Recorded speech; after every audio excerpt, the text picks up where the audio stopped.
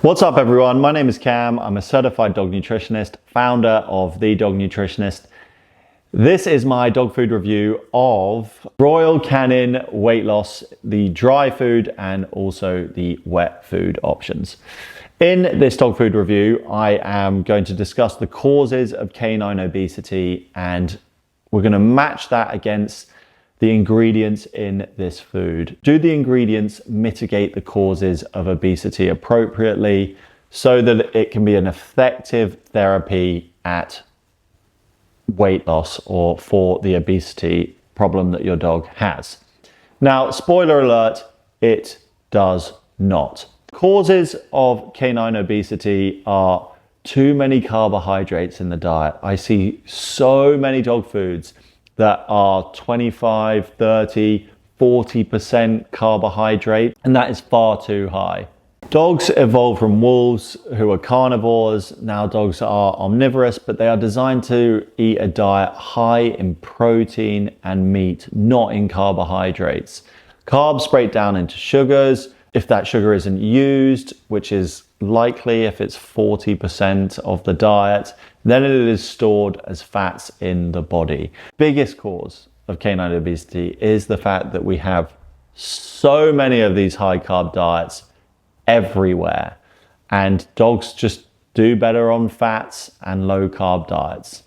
Another big cause of the canine obesity issue is the amount of meals we are feeding our dogs per day. We have assumed that they are human-like, some dogs getting 3 meals a day, others 2 at breakfast and dinner. These are not optimal ways to feed dogs. Dogs are designed to take on a lot of food and then rest and use those calories, use the energy for a long period of time before they then eat again. The ideal situation is 1 meal per day for an adult dog. Now, some of you will say, oh my God, that's crazy. I can't believe you'll be recommending that. My dog would kill me. They'll get used to the new routine within a week.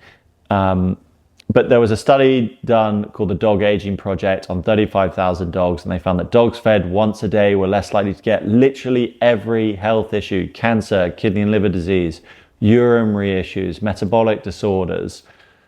It's just the healthiest way to feed a dog. Now, if you want to feed 2 meals a day, which I don't necessarily recommend, but I don't have a problem with if you do it properly, feed breakfast and lunch or lunch and dinner, not breakfast and dinner. You have this period of time where your dog eats, the window, and then they are not eating and they can use up the food that they have eaten. This constant cycle at digestion, which is digesting up until late lunch and then they're having a dinner and they're digesting pretty much up until breakfast, is not at all healthy for a dog. We know that their immune system is activated when they are not digesting this regularly. So if you put them in that cycle, it's just not healthy and it's not at all good for weight loss. Other causes of the obesity issue are not enough exercise, simple as that. Maybe your dog has been injured and that's understandable, but try to get out more with them, burning off those calories. And then this kind of following on from the too many meals thing, but too many treats. Especially for small dogs, treats are big. So cut down on the treats if your dog is obese. Okay, so these foods, do they address the causes of obesity? Well, both of them are really high in carbohydrates, so that is not a good start. The dry food contains vegetable fibers, dehydrated poultry protein, and then wheat gluten, tapioca, maize gluten, hydrolyzed animal proteins, wheat, and more maize and animal fat. So wheat gluten, tapioca, maize gluten, cereals, high in carbohydrate, high glycemic index as well. So sugary carbs, not good. They're not going to help your dog to lose weight. In the wet food, pork byproducts, poultry byproducts, maize flour, pork blood products, powdered cellulose, dried beet pulp, fish oil.